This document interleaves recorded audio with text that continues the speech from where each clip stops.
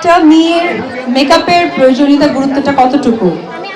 আমি মনে করব মেক আপ মানে কোনো জিনিসটাকে তৈরি করে আপ করে দেয়া মানে হচ্ছে উপরে উঠে দেওয়া। উপরে ওঠা মানে হচ্ছে নিজের কনফিডেন্সকে আরো কনফিডেন্স করা। যেমন আমি আজকে আপনাদের এখানে কিন্তু পুরো মেকআপ করে এসেছি, অ্যান্ড আমি ফিল করছি আমি একজন চিত্রনায়িকা। আমার পাশে আমি যাকে অ্যাওয়ার্ডটা দিব সে ফিল করবে অবশ্যই আমি একজন নায়িকার কাছ থেকে নিচ্ছি।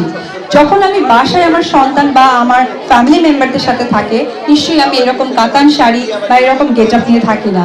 সুতরাং মেকআপ মানুষকে কনফিডেন্স বাড়ায়। আর আমার পাশেই জামিল সপ্তম, উনি একজন মেল মেকআপ আর্টিস্ট। তো তার গুরুত্ব আমি এই কারণে বলবো, আমাদের লাইফের প্রত্যেকটা জায়গায় শুধু মেকআপ আর্টিস্ট দিয়ে নয়, আপনি খেয়াল করে দেখবেন যে একজন মেকআপ আর্টিস্ট, একজন শেফ, ইংলিশে শেফ বলে বা যেটাকে রাঁধুনি বলা হয়, তারাও কিন্তু অনেক সময় ছেলেরা থাকে। আর সবচেয়ে বড় ছেলে হচ্ছে আমাদের বাবা। বাবা যখন তার মেয়েদেরকে অনেক বেশি ইন্সপায়ার করে যে তুমি এগিয়ে যাবা, তখন 2 পা বেশি যেতে ইচ্ছে করে। তারপরে আসে তাদের স্বামী, যখন বলে যে তুমি আরো পারবে, তখন কনফিডেন্সটা অনেক বেশি দৃঢ় হয়।